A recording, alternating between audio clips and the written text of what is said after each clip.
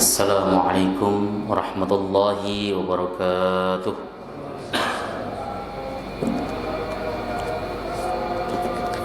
Alhamdulillahilladzi hadana lihada wa ma kunna linahtadiya laula an hadana Allah. Asyhadu an la ilaha illallah wahdahu la syarika lah wa asyhadu anna Muhammadan abduhu wa rasuluh.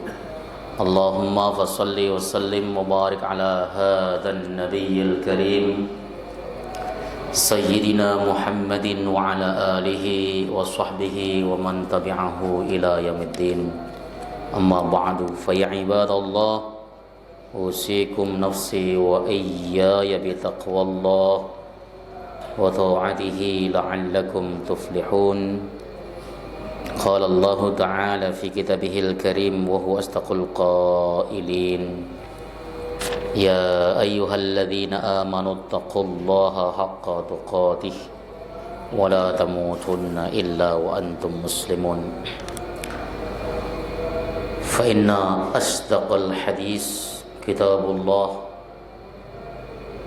wa khairal hadi hadi Muhammadin wa syarrul umur muhdatsatuha wa kullu muhdatsatin bid'ah wa kullu bid'atin dhalalah wa kullu dhalalatin finnar.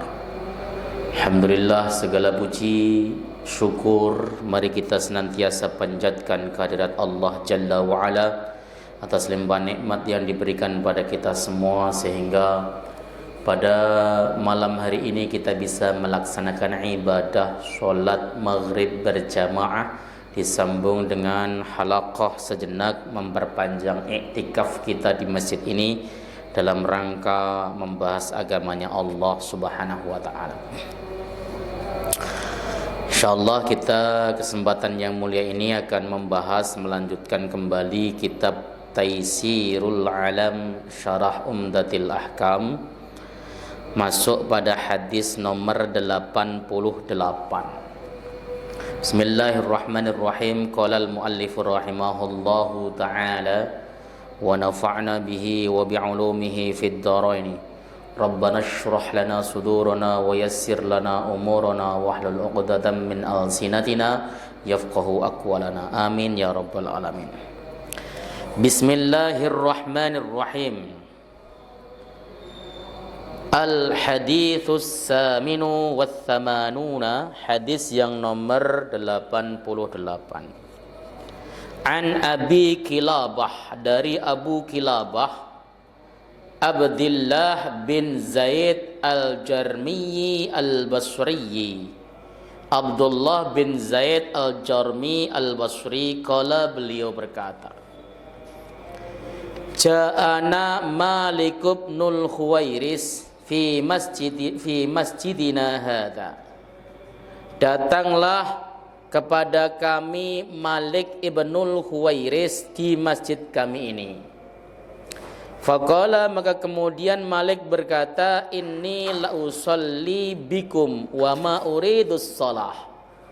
Sesungguhnya aku akan mengerjakan solat bersama kalian, tapi aku tidak meniatkan ini sebagai solat ibadah. Jadi Malik ibnul Khuwairis datang ke masjidnya Abu Kilabah. Dia berkata, saya pengen solat bersama Anda, tapi aku tidak niat ibadah. Tujuannya pengen ngajarin solat. Maka dari sini diperbolehkan mempraktekkan sholat meskipun tidak niat mengerjakan sholat. Jadi misalnya ada seorang guru pengen mempraktekkan sholat di depan siswanya, atau ada seorang guru pengen mempraktekkan sholat di depan santri-santrinya, ia boleh mempraktekkan dari takbiratul ihram hingga salam tanpa niat salat, itu boleh. Kenapa? Karena di dalam riwayat ini Malik ibnul Khuwairis mengatakan, inni la usalli bikum wa ma uridus shalah. Aku pengen sholat bersama kalian, namun aku tidak menghendakinya ini sebagai sholat. Usolli kaifa ra'aitu Rasulullah sallallahu alaihi wasallam yusolli. Aku akan melaksanakan solat bagaimana aku dulu melihat Rasulullah Muhammad sallallahu alaihi wasallam solat. Kita kembali kepada hadis yang lalu. Rasulullah Muhammad sallallahu alaihi wasallam mengajarkan solat kepada sahabat radhiyallahu taala anhum ajma'in itu dengan praktek. Makanya Nabi mengatakan sallu kama ra'aitumuni usolli, dan itu Rasulullah mempraktekkan langsung dengan niat ibadah. Iya toh? Rasulullah ketika pengen ngajarin sama sahabat itu sambil beliau ibadah. Misalnya Rasulullah pengen mengajarkan tata cara sholat maghrib, misalnya Rasul mengerjakan sholat maghrib beneran di depan para sahabat sebagai imam dan sahabat sebagai makmum. Nah, tapi di dalamnya ada pelajaran. Kenapa? Karena Nabi dawuh sallu kama ra'aitumuni usolli. Salatlah kalian sebagaimana kalian melihat aku salat. Ini. Maka seringkali kita dapati hadis yang berbeda-beda terkait sholatnya Nabi. Kenapa? Karena berpengaruh atau terpengaruh dengan sudut pandang pengamatan seseorang. Gitu loh. Contoh, Nabi sallallahu alaihi wasallam diriwayatkan di dalam hadis riwayat Al-Imam Al-Bazzar dari Wa'il bin Hujr, Nabi ketika isyarah dengan telunjuknya pada saat tasahud, beliau menggerak-gerakkan hina yad'u, summa yuharrikuha hina yad'u, kemudian beliau menggerakkannya pada saat berdoa. Tapi di dalam riwayat Abdullah ibnu Zubair bin Awam, beliau meriwayatkan hadis dari Nabi, redaksinya adalah walam yuharrikha hina yad'u, dan Nabi tidak menggerakkan telunjuknya pada saat dia berdoa. Kenapa bisa begitu? Ya sudut pandangnya. Sudut pandang pengamatan dari para sahabat radhiyallahu taala anhum ajma'in.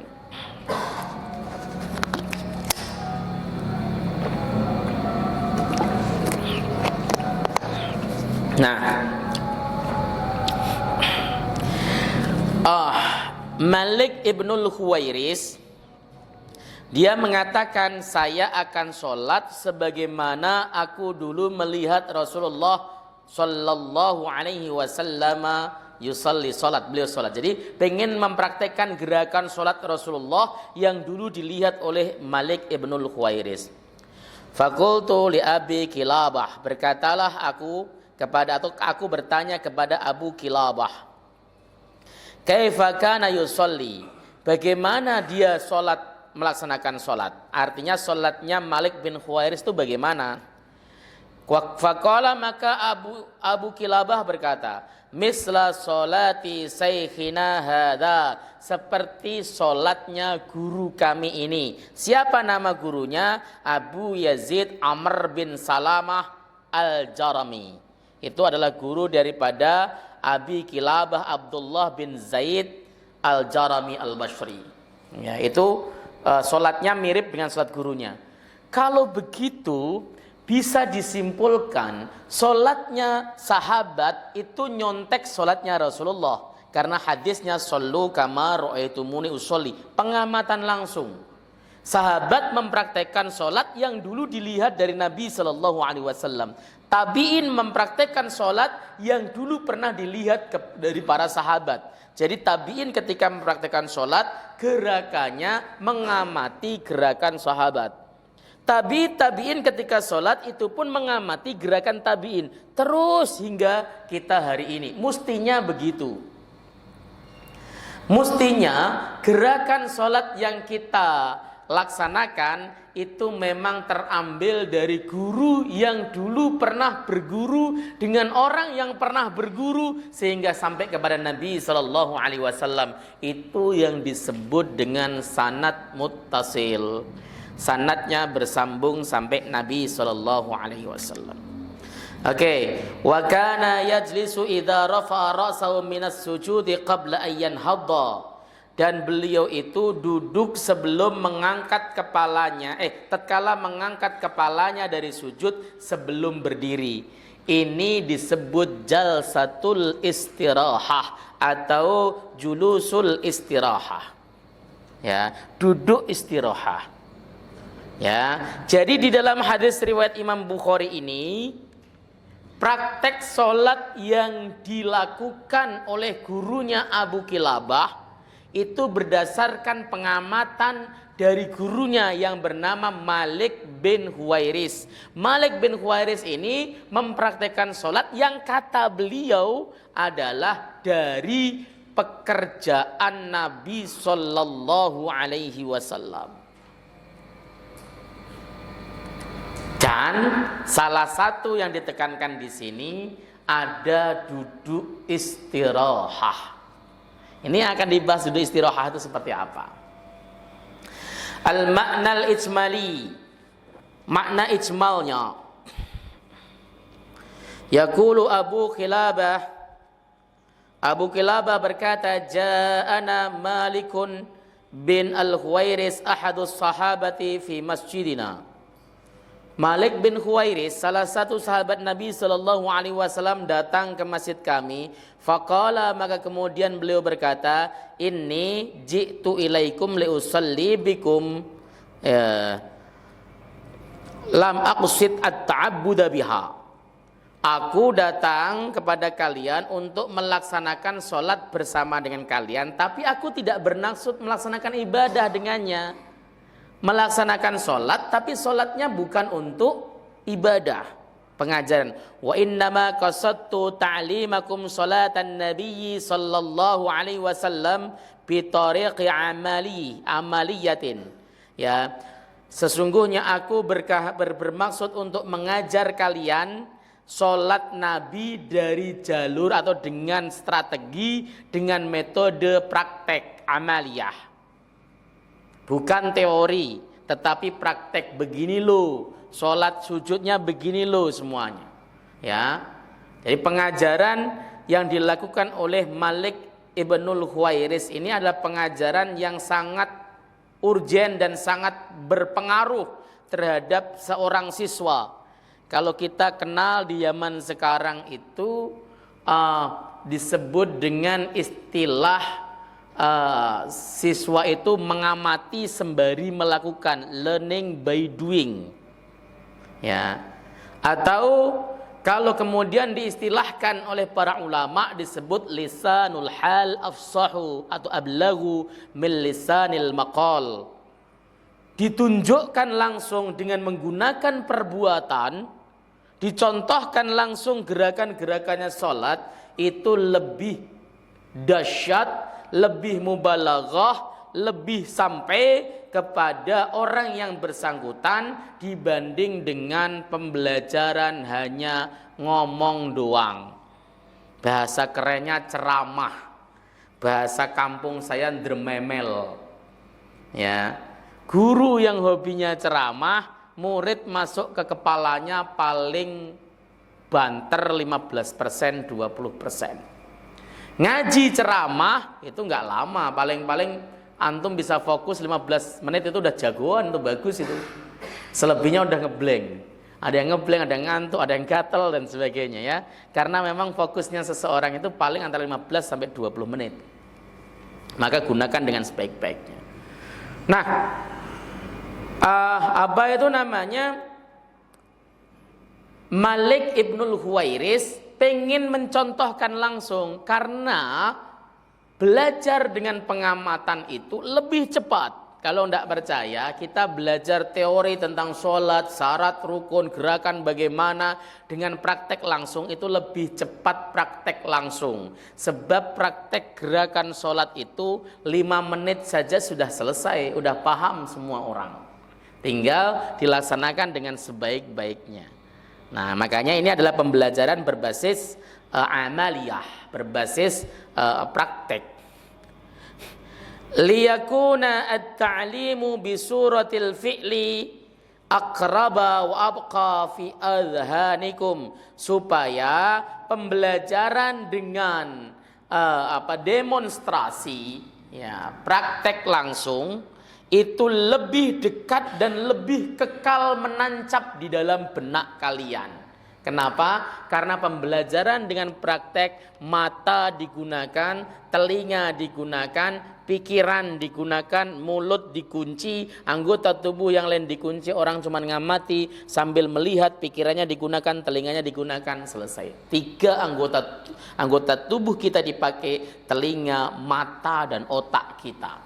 Itu akrab wa abqa, ya, lebih dekat dan lebih kekal menancap di dalam sanubari, di dalam batin, di dalam pikiran para siswa. Ini yang harus diketahui.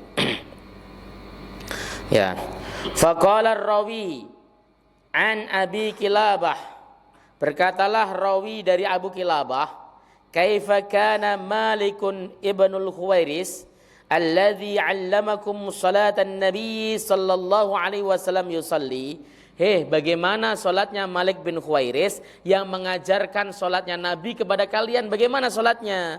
Faqala, maka Abu Kilabah berkata, misla, atau mislu boleh ya dibaca mislu. Misla boleh. Misla salati syekhina Abi Yazid Amr bin Salamah Al-Jarmi, sebagaimana salat guru kami Abi Yazid Amr bin Salamah Al-Jarmi. Wa kana yajlisul jalsatan khafifatan idza rafa'a ra'sahu minas sujudi lil qiyami qabla ayyan hadha qaiman, dan beliau duduk dengan duduk yang ringan, duduk sebentar ketika beliau bangkit dari sujudnya untuk berdiri. Ulama sepakat yang dimaksud hadis ini adalah jalsatul istirahah, duduk istirahah. Duduk istirahah itu biasanya duduk di mana? Pada rakaat berapa biasanya? Rakaat pertama dan ketiga, ya. Kalau kedua kan duduk tasyahud. Rakaat pertama mau bangkit ke atas biasanya duduk dulu, atau rakaat ketiga biasanya sebelum ke atas dia duduk dulu, itu jalsatul istirahah. Para ulama sepakat tentang kebolehannya. Boleh misalnya, itu sepakat, boleh. Tidak ada yang melarang karena hadisnya jelas. Bapak duduk istirahah boleh, tidak masalah. Ulama beda pendapat dalam hukum sunnahnya. Apakah duduk istirahah itu hukumnya sunnah atau tidak? Para ulama berbeda-beda pendapat. Kalau dilihat di dalam hadis ini, Sahih Bukhari, pekerjaan dari Malik bin Khuwairis dan sebagainya, ada duduk istirahah dan mestinya sunnah, begitu kan? Tapi Bapak bisa lihat hadis sahih lagi riwayat Imam Sunan Tirmidzi, riwayat Imam At-Tirmidzi yang menjelaskan bahwa Rasulullah tidak melaksanakan duduk istirahah. Langsung naik. Jadi ketika para ulama mengambil kesimpulan beda dengan hadis yang antum baca, itu bukan berarti ulamanya nggak tahu hadis yang antum baca. Tahu, cuman dia memilih hadis lain karena menganggap hadis lain ini lebih layak diamalkan dibanding dengan hadis yang lainnya. Nanti yang berbeda pendapat ini bukan imam sembarangan, Imam Malik, Imam Syafi'i, Imam Ahmad, berbeda pendapat tentang hukum jalsatul istirahah, apakah sunnah apa tidak. Faktanya di dalam hadis riwayat Imam Tirmidzi sanadnya sahih, Rasulullah sallallahu alaihi wasallam ketika bangkit dari sujud langsung berdiri. Tidak ada jalsatul istirahah. Nah, sementara kita ketemukan dalam hadis Sahih Bukhari ini, ada sahabat mempraktekkan sholatnya Nabi ini dengan jalsatul istirahah. Di dalam ilmu hadis ini meskipun perbuatan sahabat, tetapi kualifikasinya marfu' sampai kepada Nabi, sebab sahabat ini mengatakan, aku akan mempraktekkan sholat yang aku lihat dari sholatnya Nabi Sallallahu Alaihi Wasallam. Dan omongan sahabat itu dipercaya. Tidak ada yang mengatakan sahabat bohong, enggak, karena as-sahabah kulluhum udul, sahabat itu semuanya adil. Begitu Pak. Nah, Ternyata para ulama berbeda pendapat tentang hukum duduk istirahat. Duduk istirahat itu hukumnya bagaimana sih?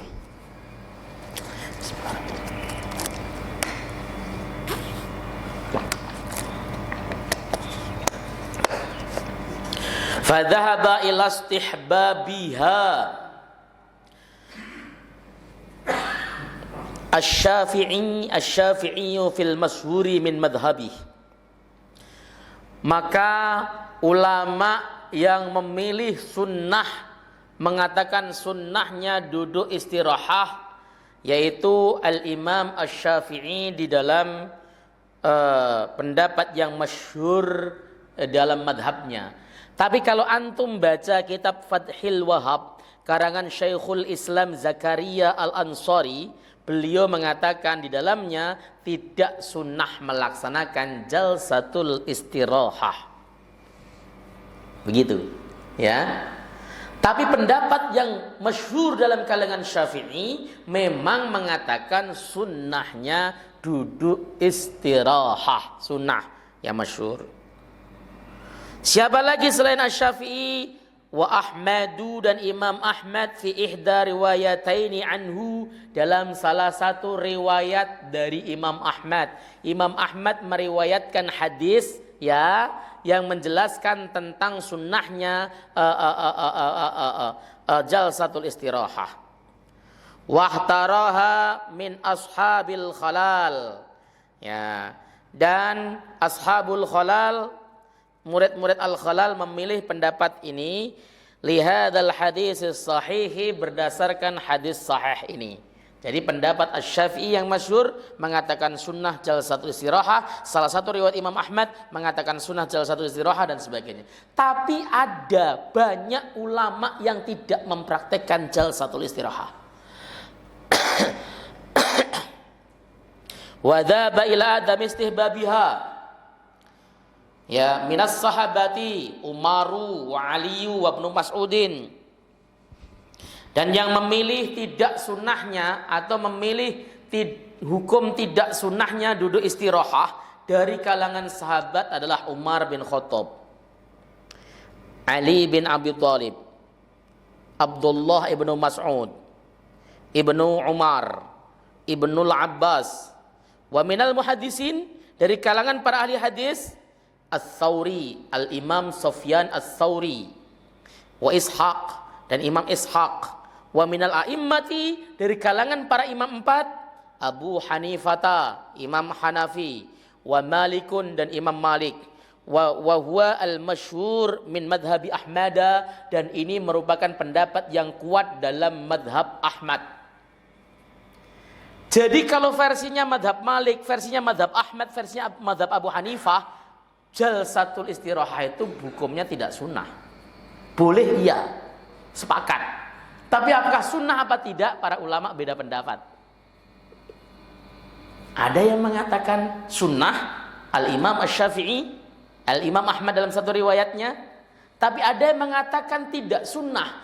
Ya, Imam Hanafi, Imam Malik, dan salah satu pendapat yang paling kuat dan masyhur dalam pendapat Imam Ahmad bin Hanbal mengatakan tidak sunnah jalsatul istirahah. Waqala, dan Imam Ahmad berkata, aktsarul ahadisi ala hadza, yakni tarkaha. Mayoritas hadis itu menjelaskan tentang tidak ada jalsatul istirahah. Artinya Rasulullah tidak melakukan jalsatul istirahah. Mayoritas hadis yang beredar. Ya. Wa qala Tirmidzi, Imam Tirmidzi berkata, wa alaihi al-amalu inda ahli ilmi, inilah yang diamalkan oleh para ulama. Wa qala Abu Zanad berkata, tilkas sunnatu, inilah yang sunnah. Yang tidak jalsatul istirahah itu yang sunnah. Wa mala ba'dul ulama ila fi'liha indal hajati ilaiha. Nah, ini pendapat yang paling moderat. Sebagian ulama condong ya mengerjakan jalsatul istirahah kalau ada hajat, ada kebutuhan. Contohnya apa? Min kibrin au dha'fin, ya, karena tua atau dia dalam keadaan lemah, sakit dan sebagainya. Orang yang tua silahkan duduk, sunnah. Kenapa? Karena ada hajat. Orang yang sakit silahkan duduk istirahat, sunnah karena ada hajat. Jadi sebagian ulama memahami jalsatul istirahah ini sunnah jika ada kebutuhan. Seperti dalam keadaan dia sudah tua, sakit atau sakit. Ini menggabungkan atau mengkompromikan dalil-dalil yang ada. Dalil-dalil yang ada. Dalil hadis nomor 88 ini digabungkan dengan hadis riwayat Al-Imam At-Tirmidzi yang tidak usah pakai jalsatul istirahah. Wa qala Ibnu Qudamah berkata fil Mughni, dalam kitab Al-Mughni, wa hadza fi jam'un bainal akhbar wa tawassutun bainal qaulain, dan ini merupakan kompromi di antara dua hadis yang kelihatannya bersengketa. Dua hadis, yang satu mengatakan ini melihat Nabi sholat ada jalsatul istirahah, yang satu mengatakan Rasul tidak pernah jalsatul istirahah. Tabrakan. Oh, hadis sahih nggak mungkin tabrakan. Kalau begitu dikompromikan. Oh, Nabi sholat dalam keadaan jalsatul istirahah itu pada saat beliau sudah beranjak sepuh atau dalam keadaan lemah. Ini. Tapi kalau kemudian antum rutin mengerjakan jalsatul istirahah, ya tidak apa-apa, mengikuti pendapat ulama yang mengatakan sunnah jalsatul istirahah seperti Imam Asy-Syafi'i, Imam Ahmad dalam satu riwayatnya, dan imam-imam lain berdasarkan hadis sahih riwayat Al-Imam Al-Bukhari dalam hadis ini tadi, dalam hadisnya Malik ibnul Khuwairis. Sampai di sini paham? Bisa dipahami ya, bisa dimengerti. Maka perbedaan-perbedaan di dalam masalah gerakan sholat itu keniscayaan, nggak usah kagetan. Kemudian misalnya teman bapak sukanya jalsatul istirahah terus, ya ndak apa-apa. Karena mungkin dia sudah merasa buncit, kakinya sudah mulai ada asam uratnya, badannya mulai agak greges-greges, maka dia jalsatul istirahah lebih dipilih dan hukumnya sunnah. Tapi kalau kemudian dia mempraktikkan terus dalam keadaan sehat misalnya, oh berarti dia mengikuti pendapat Asy-Syafi'i yang mengambil hujjah dari hadis sahih Al-Imam Al-Bukhari.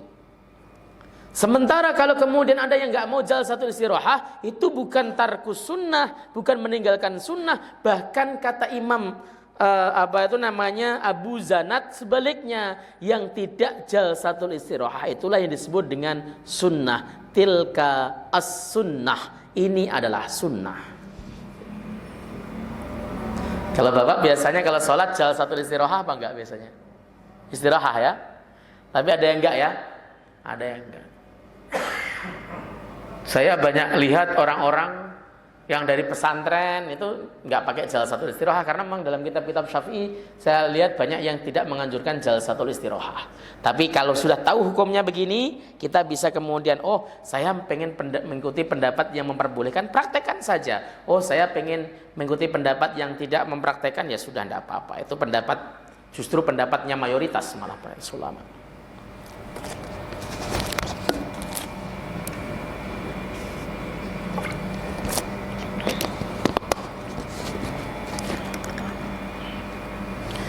Ma yu'khadhu minal hadis, pelajaran yang bisa diambil dari hadis ini. Satu, istihbabu jalsatil istirahati wa taqaddama anna as-sahiha istihbabuha lil hajat. Ya, sunnahnya duduk istirahah, dan telah lalu pembahasan sesungguhnya pendapat yang sahih itu sunnah duduk istirahah karena ada hajat. Tapi kalau masalah boleh, semuanya boleh para ulama itu. Hanya ini apakah hukumnya sunnah atau tidak, itu yang kemudian mereka berbeda pendapat. Yang nomor dua, anna maudhi'aha indan nuhudi minas sujudi ilal qiyam. Tempat daripada duduk istirahah adalah pada saat seseorang bangkit dari sujud menuju berdiri. Pada saat jalsatul istirahah inilah seseorang tidak disunnahkan membaca takbir. Salah kalau membaca takbir. Allahu Akbar kok sambil duduk, itu keliru. Karena jalsatul istirahah itu memang dia istirahat. Ya, duduk saja, kemudian kalau memberi Allahu Akbar baru seperti itu. Atau kalau enggak ya langsung boleh, atau takbirnya langsung Allahu Akbar begitu. Tapi kalau takbirnya pada saat dia sujud lalu keduduk Allahu Akbar, diam lalu tiba-tiba bangkit berdiri, enggak, itu enggak seperti itu. Karena memang tidak disunahkan di dalamnya takbir. Ya.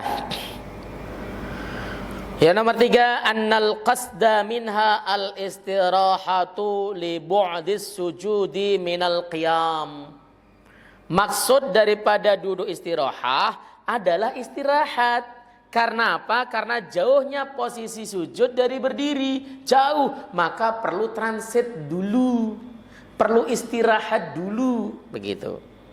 Lida lam yushra' laha takbirun wala dzikrun. Oleh sebab itulah tidak disyaratkan membaca, tidak disyariatkan membaca takbir dan juga tidak disyariatkan berzikir, karena itu cuman transit fisik. Tidak usah takbir dan tidak usah berzikir langsung. Ya. Posisi takbirnya kalau dia mau langsung, mau duduk istirahat nggak apa-apa, tapi takbirnya tetap panjang Allahu Akbar sama sekali sambil, atau dia bangkit duduk Allahu Akbar begitu. Jadi bukan kok Allahu Akbar duduk lalu kemudian dia berdiri tanpa ada takbir sama sekali, karena takbir ini adalah takbir untuk intikal kepada qiyam, bukan kepada jalsatul istirahah. Seperti itu. Yang nomor 4, jawazut ta'lim bil fi'li liyakuna abqa fi dhihnil muta'allim. Boleh mengajar langsung dengan perbuatan, dengan praktek, dengan diajari langsung. Berkali-kali kok Nabi SAW seperti ini. Ketika beliau lagi jalan hendak melaksanakan sholat asar, dilihatnya beberapa orang pemuda lagi ngeletin kulit kambing. Ya, ngeliatin kulit kambing. Dilihat Nabi kok nggak pantas dan nggak pas gitu kan. Rasul kemudian mengatakan begini cara mengeletinya. Dipraktekkan Nabi, baru kemudian dikasihkan oleh pada mereka. Jadi pembelajaran dengan praktek itu memang luar biasa. Manasik coba. Kalau pakai teori sampai ludahnya muncrat-muncrat itu belum paham. Saudara-saudara, nanti ketika kita sampai di depan Ka'bah posisinya di rukun Yamani gini-gini, Allah. Mereka bayangin nggak sampai Pak. Mau kenapa? Karena mereka nggak pernah berangkat. Caranya apa? Ajak ke Pondok Gede. Lihat miniatur Ka'bah. Ini lo rukun Yamani, itu Hajar Aswad. Ini rukun Iraqi, itu rukun Sami, ini Hijr Ismail. Nah, ketika kita tawaf mulainya dari sini. Sambil begitu, nggak usah lama-lama, setengah jam paham semuanya. Kenapa? Langsung praktek. Sama kayak pakai pakaian ikhram. Pakai pakaian ikhram dijelaskan pakai teori muncrat-muncrat ludahnya, ya nggak bakal bisa. Praktekin langsung, begini loh caranya. Ah Pak, pakai pakaian ikhram kan gampang, asal lipat-lipat aja. Repot Pak, banyak yang salah, sehingga pada saat dia tawaf atau sa'i pahanya kemana-mana. Padahal pada saat tawaf itu pahanya tidak boleh, auratnya tidak boleh kebuka. Itu adalah perlunya praktek. Dipraktekkan. Oh begini cara pakai pakaian ikhram. Oh bagian atas itu caranya ngelipat begini supaya enggak jatuh pada saat sujud sholat atau rukuk sholat dan sebagainya. Perlu dipraktekkan. Dan ini pembelajaran yang diakui oleh sarjana-sarjana modern, bahwa pembelajaran demonstrasi untuk ranah-ranah fikih itu sangat diperlukan. Maka orang ngajarin anak fikih kok enggak dipraktekkan, itu pasti enggak tepat. Jadi kalau bapak baca rapot anaknya pas pelajaran agama, ya misalnya, atau fikih dan sebagainya, kok enggak ada nilai praktek, itu lucu. Lah terus belajarnya apaan? Ya, harus praktek. Sholat praktekin, enggak lama-lama. Saya itu kan sampai hari ini juga, itu gagasan saya dulu. Saya itu setiap anak, setiap tahun itu mengadakan praktek sholatnya. Karena saya aktif di Muhammadiyah, praktek sholat sesuai tarjih di Muhammadiyah. Dari wudhu sampai salamnya itu setiap tahun. Dipraktekkan waktunya sehari semalam. Dari pagi misalnya, dari pagi biasanya pagi, kemudian sampai nanti subuh baru pulang. Itu untuk praktek sampai detail, mereka praktek satu persatu. Itu lebih gampang dibanding belajar teori 1 tahun, 2 tahun pun belum tentu dapat kok. Ya. Makanya sekarang pembelajaran itu harus basicnya praktek. Teori itu untuk memperkuat praktek. Ngajarin sholat orang yang baru masuk Islam, jangan banyak teori. Nggak sholat dia. Praktekin langsung, caranya begini. Ya, habis selesai praktek, ajari teorinya. Syarat sholat itu begini, rukun sholat begini, batalnya sholat begitu. Setelah diajari praktek sholat. Penting. Saya itu pernah kedatangan tamu, Pak. Dia mu'allaf. Dia ngomong, Ustadz bisa ngajarin saya sholat enggak? Saya mu'allaf, Ustadz pengen sholat tapi enggak ada yang mau ngajarin. Baik, insya Allah siap. Gitu kan. Begitu sholat saya ajarin, kok Ustadz gampang banget melajarinya. Lah emang sebelumnya sudah pernah belajar. Pernah Ustadz belajar sama Ustadz lain, makanya saya enggak sholat. Kemudian kenapa? Ribet, harus hafal ini, harus hafal itu. Harus doa-doanya panjang-panjang dan sebagainya. Saya bilang di dalam sholat yang rukun kauli yang wajib menurut para ulama itu cuma 5. Rukun kauli takbiratul ihram, Fatihah, tahiyat akhir ya, sholawat, salam, sudah selesai. Kalau itu bisa, yang lain tinggal pakai gerakan saja tanpa doa tidak masalah. Ya, sujud tidak ada doanya, nggak tahu doanya nggak masalah. Rukuk nggak tahu doanya nggak masalah. Iktidal nggak tahu doanya nggak masalah, karena itu hukumnya sunnah semuanya. Ya saya praktekin, seneng dia. Apalagi kemudian yang wajib itu saya tulis di papan tulis. Saya praktekin maghrib, saya ajarin maghrib, isya sudah bisa melaksanakan sholat sendiri. Harusnya begitu. Mu'alaf kok diajarin hafalan susah-susah, dia mana ngapalinnya yang panjang-panjang. Allahumma ba'id baini, yang ngeluh pikirannya, Pak. Mending dia nggak memutuskan untuk murtad lagi. Ya.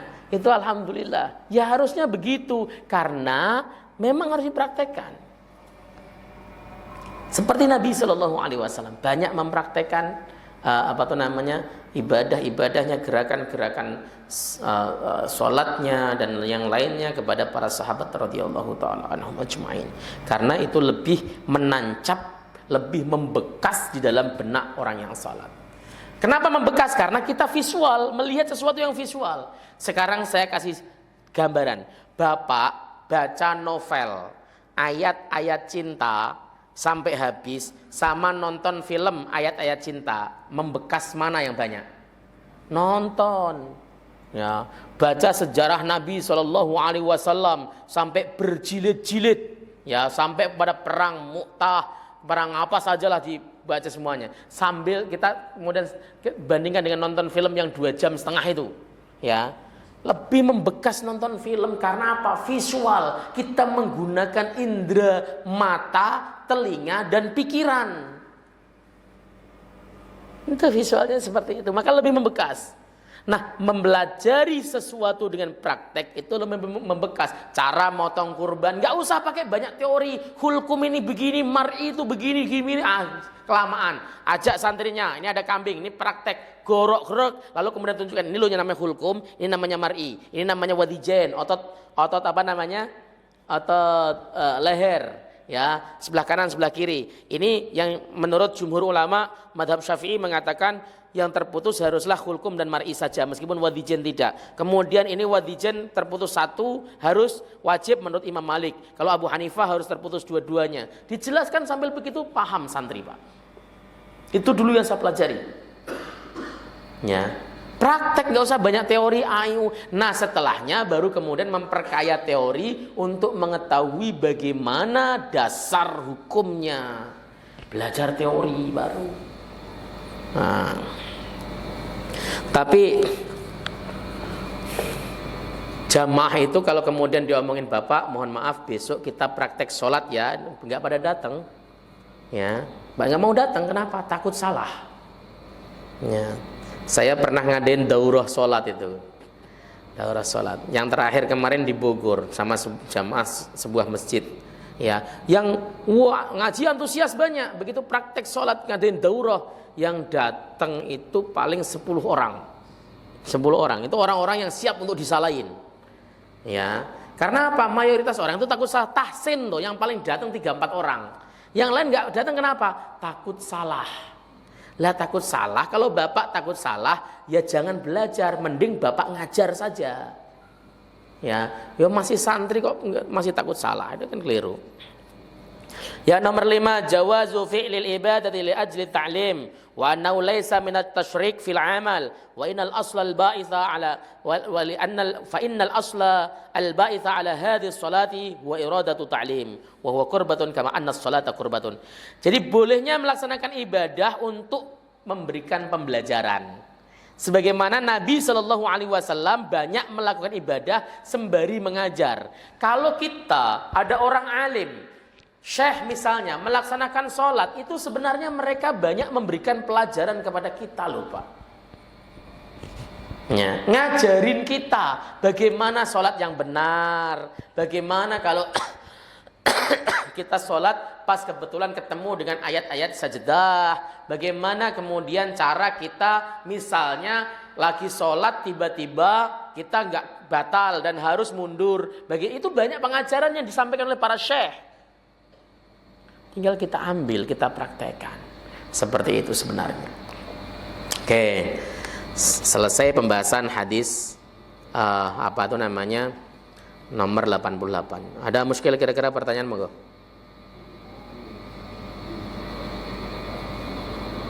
Ayo, ada yang nanya? Nggak ada? Udah jelas? Jelas 14, beda loh. Ya, udah jelas, belas ada yang begitu, ada yang jelas. Sebenarnya ketika kita sudah masuk ranah bahasan fikih, yang harus kita sediakan dalam hati kita adalah kelonggaran hati.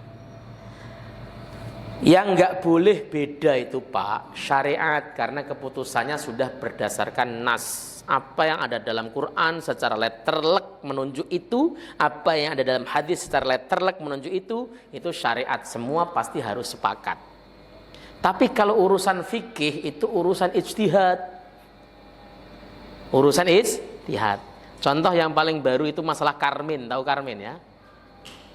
Karmin, pewarna karmin. Ternyata persoalan karmin ini bukan persoalan main-main. Kalau Anda mengharamkan karmin, berarti banyak produk yang memang harus ditarik dari peredaran. Saya masuk Alfamart, Indomart dan sebagainya supermarket itu, warna-warna yang pink, yang merah itu semuanya berbahan baku karmin, pewarna karmin. Saya masuk ke Zogat yang Cimori, saya melihat susu ultra yang rasa stroberi, itu semua bahan pewarnanya karmin. Karmin itu sejenis kayak kutu. Kayak, kenapa saya bilang kayak? Karena secara ilmu biologi ternyata dia spesiesnya belalang, ya. Maka itulah kenapa para ulama beda-beda pendapat. Saya baca fatwanya Majelis Darul Ifta Al-Misriyah Mesir membolehkan apabila tidak ada bahayanya. Darul Ifta Jordan membolehkan kalau kemudian karena itu istihalah, perubahan proses daripada karmin ke arah ekstraknya itu ada perubahan senyawa. Kemudian saya baca fatwa dari Islam Web. Kalau di internet itu ada namanya fatwanya, itu ada Islam Web, itu yang jawab itu. Ya, itu menghukumi bahwa karmin ini adalah condong menghukumi halal digunakan karena dia ada istihalah, proses istihalah yang diperbolehkan oleh mazhab Hanafi. Terus saya mencoba untuk mendalami. Kemudian majelis fatwanya Majelis Ulama Indonesia menghukumi halal. Alasannya karena dia adalah spesiesnya belalang dan termasuk hewan yang tidak memiliki darah mengalir. Nah, LBM, Lembaga Bahsul Masail Nahdlatul Ulama PWNU Jawa Timur mengharamkan. Karena dianggap sebagai hasyarat. Hasyarat itu adalah serangga. Serangga itu madhab Syafi'i termasuk Imam Nawawi mengharamkan. Serangga itu hukumnya haram. Nah, perdebatannya terletak pada mana? Apakah dia masuk dalam kategori serangga ataukah spesiesnya kebelalang? Ataupun seandainya serangga, diterima nggak proses istihalah? Ini yang kemudian jadi proses istihad tadi. Dalam ranah semacam ini pasti terjadi perbedaan pendapat. Jadi jangan dikangkangi sendiri saya yang paling benar dan sebagainya. Seperti itu. Saya nyari-nyari fatwanya Muhammadiyah belum ketemu. Itu untuk mengecat apa? Mewarnai apa? Makanan, Pak. Untuk mewarnai makanan. Jadi makanan-makanan yang merah, menyala, lipstik, kemudian ya, yang saya lihat itu 3 produk di minimarket itu mengandung, tulisannya gini, mengandung pewarna alami karmin, begitu kan. Nah, itu adalah produknya adalah kayak, ya saya bilang kayak karena spesiesnya saya ketemu dengan seorang pakar hama dari Institut Pertanian Bogor mengatakan karmin itu spesiesnya kebelalang, sebagaimana yang dikatakan oleh profesor siapa itu yang dipanggil Majelis Ulama. Tapi kayak kutu yang menempel di kaktus, dia menempel di kaktus merah. Nah, karena kemudian diekstrak, dikeringkan dan sebagainya, jadikan pewarna. Semua pewarna makanan yang warnanya merah, ya, setahu saya sudah lihat 2 ya. Yang rasa stroberi begitu, yang merah-merah itu pewarnanya karmin, ya seperti itu. Saya meskipun lihat banyak ulama yang menghalalkan, tapi sekarang agak sedikit gimana gitu ketika mau ya memakannya. Kenapa? Karena lihat bentuk hewannya seperti itu. Ya, itu contoh fikih. Maka di dalam hal semua fikih, aspek fikih, ya kita harus legowo, terbuka. Makanya praktek ibadah kita pun bisa beragam. Kenapa? Karena itu masuk fikih. Saya sampai bergumam kalau pas lagi di Madinah, di Masjid Madinah atau Masjidil Haram, sampai mengatakan orang Indonesia yang sudah sampai Masjidil Haram, sampai Masjid Nabawi, kok masih mempermasalahkan perbedaan furu'iyah, gerakan-gerakan sholat, maka dia kurang jauh mainnya. Ya, harusnya begitu lihat bagaimana orang seluruh dunia praktek ibadahnya, sholatnya itu gerakannya bisa beda-beda, maka yang ada adalah kita tasammuh. Hanafi misalnya. Itu hanya untuk makanan. Kalau minuman bagaimana? Sama Pak, untuk karmin itu memang pewarna makanan dan minuman, maksud saya makanan itu macam minuman. Maka susu yang warnanya merah, yang warnanya stroberi itu kebanyakan dari karmin. Kalau nggak percaya habis ini pergilah ke toko-toko atau ke Indomaret, kan nggak bayar kalau masuk kan. Lihat karmin gitu kan. Lihat yang warnanya merah. Kalau jangan kemudian susu coklat karmin ini ya nggak ada. Begitu. Emang karmin. Iya, karena karmin itu yang pertama dianggap aman, yang kedua memang alami warnanya, bukan pewarna buatan.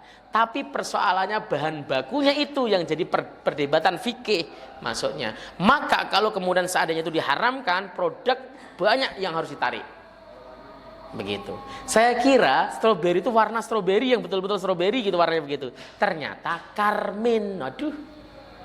Masya Allah. Dah gitu aja. Mudah-mudahan manfaat kita teman-teman majelis. Subhanakallahumma bihamdika asyhadu an la ilaha illa anta astaghfiruka wa atubu ilaik. Assalamualaikum warahmatullahi wabarakatuh.